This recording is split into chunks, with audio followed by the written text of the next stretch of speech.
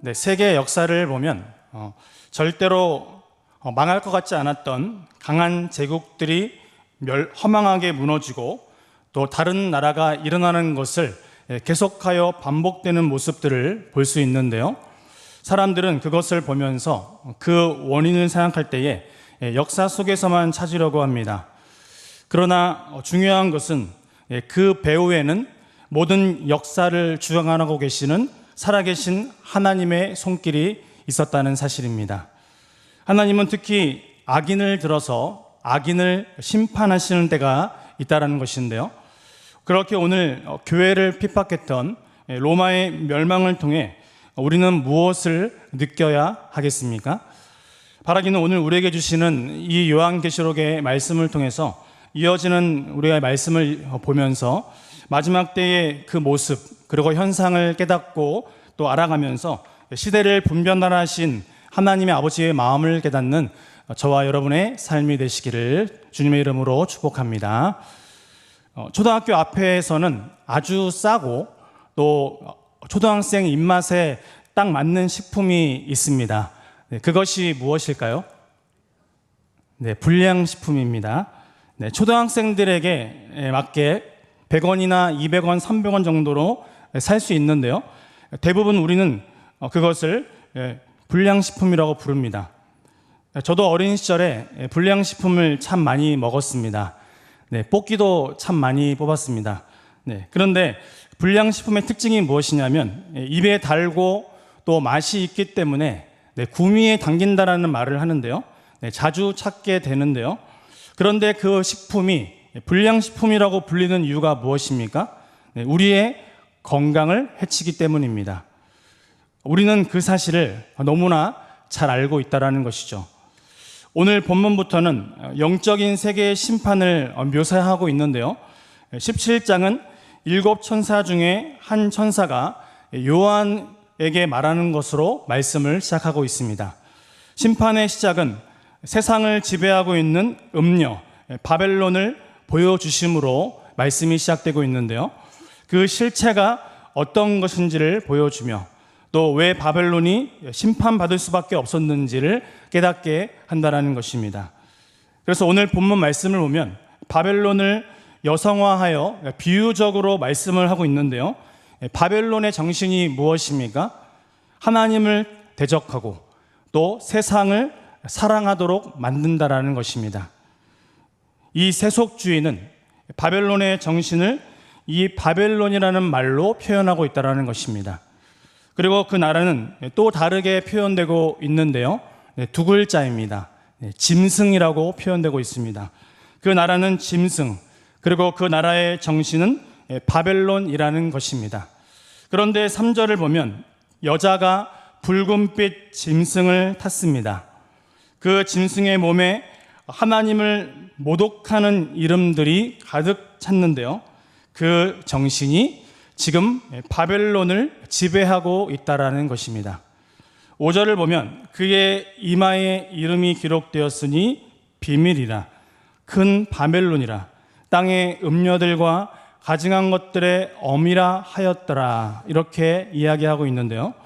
그런데 8절의 상반절을 보면 내가 본 짐승은 전에 있었다가 지금은 없으나 이렇게 말씀하고 있습니다. 오늘 본문 9절에서 14절까지의 말씀은 어린 양에게 대항하고 있는 로마 제국의 모습을 보여주고 있는데요. 오늘 본문에서 천사는 이 환상의 뜻을 지금 풀어지기 시작하는데요.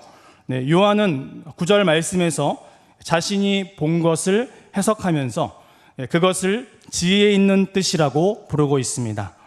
여호와를 경외할 때에 우리의 생각과 우리의 사고를 넘어서 우리를 구원하는 것이 무엇인지를 깨달을 수 있다는 것이죠. 요한은 교회들에게 편지를 쓰면서 현재의 환난과 그 고난에 위축되지 아니하고 말씀을 지키며 주의 나라를 위하여 충성할 것을 우리에게 말씀하고 있다는 것입니다. 지금 그들에게 닥친 현실이 믿음을 지키며 살기 참 어렵더라도 우리가 인내로 믿음으로 승리해야 한다는 것이죠. 지금 요한이 본 환상은 1세기의 로마의 모습을 보여주고 있는데요. 주전 1세기의 문필가인 키케로나 또 베리길리오스는 로마를 가리켜서 일곱 언덕의 도시라고 불렀습니다. 당시 로마의 별명이 일곱 산맥 위에 세워진 도시였기 때문에 초대교회 성도들은 이 표현을 듣는 즉시 로마를 떠올렸다라는 것이죠. 우리 9절과 10절의 말씀인데요. 지혜 있는 뜻이 여기 있으니 그 일곱 머리는 여자가 앉은 일곱 산이요 또 일곱 왕이라. 다섯은 망하였고 하나는 있고 다른 하나는 아직 이르지 아니하였으나 이르면 반드시 잠시 동안 머무르리라 라고 말씀하고 있는데요. 이 짐승의 일곱 머리는 로마의 일곱 황제를 의미하는데요. 다섯은 이미 망했고 한 왕은 지금 현재 있으며 다른 왕은 미래에 와서 잠시 머무를 것이라는 것이죠. 이것은 그들의 권세가 영원하지 않는다는 것을 분명히 말씀하고 있습니다. 로마는 인간이 세운 도시 중에서 가장 최고의 도시였으며 또 최고의 메트로폴리탄이었다는 것입니다. 그래서 사람들은 얘기했습니다. 팍스 로마라고. 모든 길은 로마로 통한다는 말이 있었고 또 어두운 세계의 모든 세력을 총집합하는 상징이 바로 로마였다라는 것입니다. 그런데 11절을 보면 전에 있었다가 지금 없어진 여덟째 왕이 일곱 중에 속했다는 말은 무엇입니까? 이 여덟 번째 황제도 일곱 황제들과는 별로 다를 것이 없다라는 것입니다. 그래서 황제들은 결국 멸망의 길로 들어감을 이야기하고 있습니다. 그리고 12절에 등장하는 열뿔이 나오는데요. 열뿔은 열왕입니다. 즉 로마 제국 각 지역의 분봉왕을 상징하고 있는데요. 아직 나라를 얻지 못하였으나 다만 짐승과 더불어 임금처럼 한동안 권세를 받으리라 이렇게 말씀하고 있습니다. 즉 성경은 한동안 권세를 받으리라는 표현을 통해서 무엇을 이야기하고 싶은 것일까요? 세상을 호령했던 당시에 아주 큰 황제였을지라도 왕들인 이들의 권세는 절대로 영원하지 않다라는 것을 말씀하고 있다라는 것입니다. 성경은 이것을 분명히 강조하고 있다라는 것이죠. 13절을 보면 그들은 속국이었던 열 나라가 일치 대동단결하여 자기의 능력과 그 권세를 짐승에게 주고 지금 누구와 싸우고 있습니까? 어린 양과 더불어 싸우고 있는데요. 우리 14절의 말씀을 다 같이 읽어보도록 하겠습니다. 그들이 어린 양과 더불어 싸우려니와 어린 양은 만주의 주시오 만왕의 왕이심으로 그들을 이기실 터이요 또 그와 함께 있는 자들 곧 부르심을 받고 택하심을 받은 진실한 자들도 이기리로다. 아멘. 네, 온 세상이 로마의 세속적이고 향락적이며 또 아름다워 보이는 이 문화를 따르고 있습니다. 이 악한 문화와 이 가치관을 따르며 지금 누구와 대결을 벌이고 있습니까? 어린 양과 대결을 벌이고 있습니다. 그러나 중요한 사실은 그들은 속수무책으로 어린 양과 택하심을 받은 진실한 자들에게 패할 수밖에 없었는데요.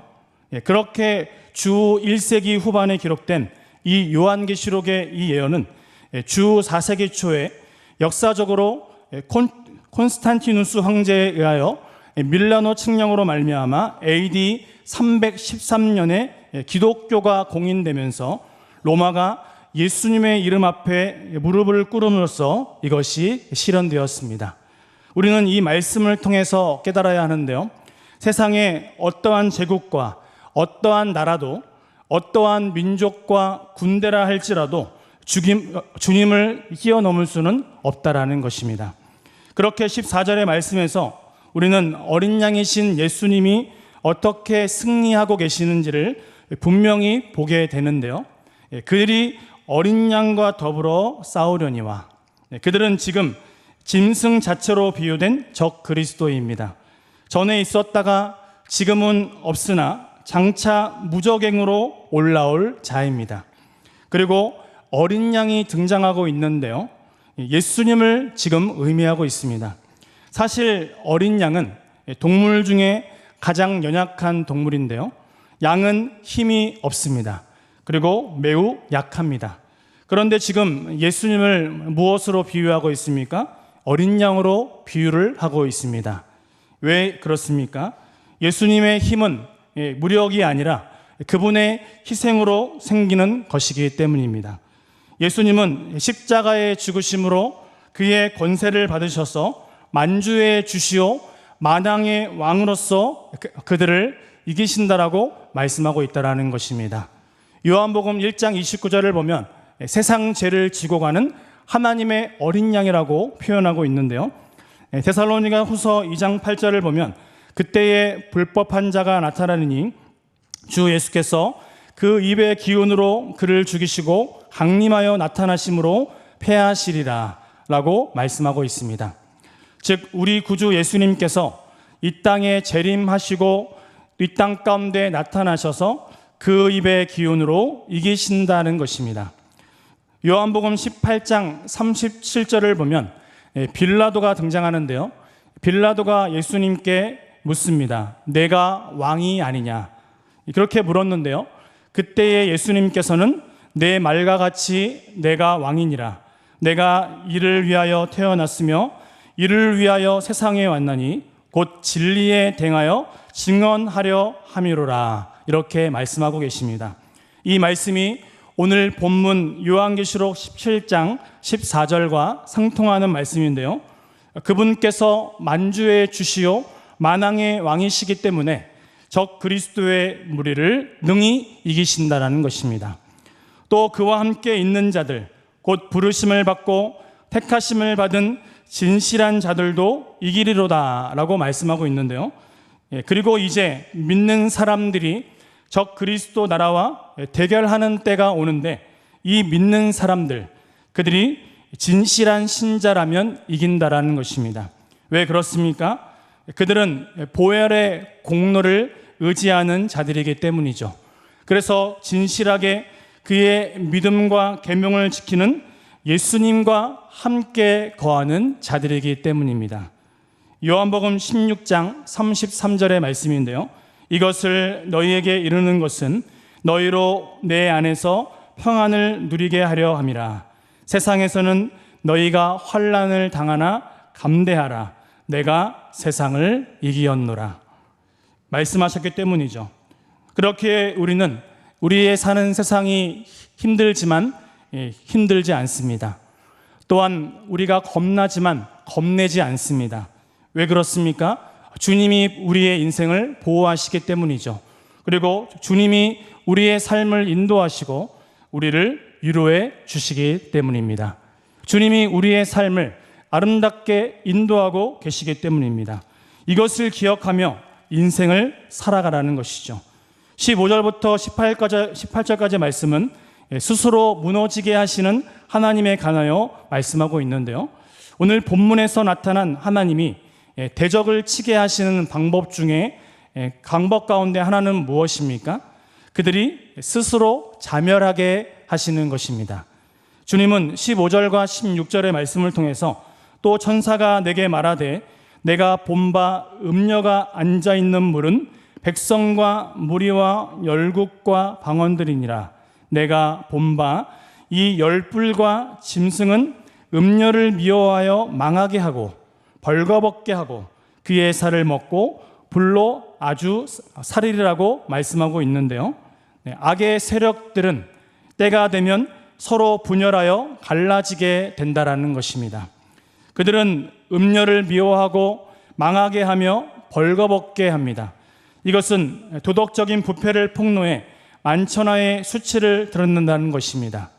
이렇듯 음녀는 자줏빛과 또 붉은빛 옷을 화려하게 입고 또 금과 보석과 진주로 꾸미고 있지만 심판을 당할 때에 민낯이 드러나 실체가 사람들에게 폭로될 것이라고 말씀하고 있습니다. 예수님은 누가복음 12장 3절을 통해서 어두운 데서 말한 모든 것이 광명한 데서 들리고 골방에서 귀에 대고 말한 것이 지붕 위에서 전파되리라 라고 말씀하셨는데요. 하나님은 악행을 만천하에 드러내시고 철저하게 심판하시는 분이라고 말씀하고 있습니다. 음녀의 살을 먹는다는 이 표현은 무엇일까요?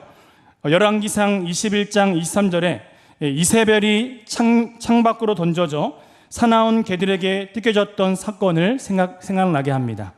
하나님을 대적하고 하나님을 모욕했던 음녀는 치욕스러운 심판을 당하게 된다라는 것이죠. 이것은 하나님께서는 오래 참으시지만 마지막 심판의 때에는 악인들을 철저하게 심판하시고 깨트리신다라는 메시지를 담고 있다라는 것입니다. 한편 여기에서 벌거벗게 하고 불로 살으라는 말씀은 구약 성경에서 음녀에 대한 형벌을 묘사하고 있는 표현인데요. 특히 에스겔 23장 25절에서 29절의 말씀을 보면 예루살렘에 대한 형벌을 반영하고 있습니다.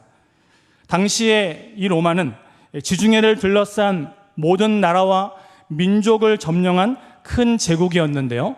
18절의 말씀을 보면 또 내가 본 그 여자는 땅의 왕들을 다스리는 큰 성이라고 말씀하고 있습니다. 그런데 하나님께서 이 제국을 와르르 무너뜨리셨는데요. 그 방법이 지금 소개되고 있습니다. 그것은 무엇일까요? 바로 그 열불, 즉 로마 제국 아래에 있던 각 나라의 왕들이 짐승, 곧 그 경제력과 또 군사력으로 세력 다툼을 벌이게 하신 것이었습니다. 그 결과 16절에 로마는 비참하게 몰락하게 되었다라는 것이죠. 그들은 그동안 서로의 이해관계 때문에 제국의 힘에 대항하지 못하였는데 로마는 그 때문에 넓은 영토와 많은 나라들을 통치할 수 있었는데요. 하지만 하나님께서는 열불에 해당하는 열 왕들이 단합하게 하셨고 또 로마 제국에 대항하게 하셨다라는 것이죠. 이것을 17절에서 설명하고 있는데요. 우리 17절 말씀을 천천히 다 같이 읽도록 하겠습니다. 이는 하나님이 자기 뜻대로 할 마음을 그들에게 주사 한 뜻을 이루게 하시고 그들의 나라를 그 짐승에게 주게 하시되 하나님의 말씀이 응하기까지 하심이라. 아멘.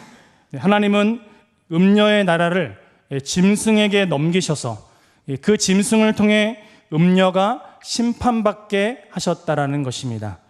이것은 열왕과 또 짐승이 음녀를 배신하여 멸망시킨 것이 하나님의 주권과 그 계획 가운데 있었음을 분명히 말씀하고 있는데요. 17절은 이 모든 것이 하나님의 거룩한 말씀이 성취되는 과정임을 우리에게 이야기하고 있다는 것입니다. 악의 세력에 대한 하나님의 심판이 바로 하나님의 뜻과 계획 가운데 있었음을 이야기하고 있다는 것이죠.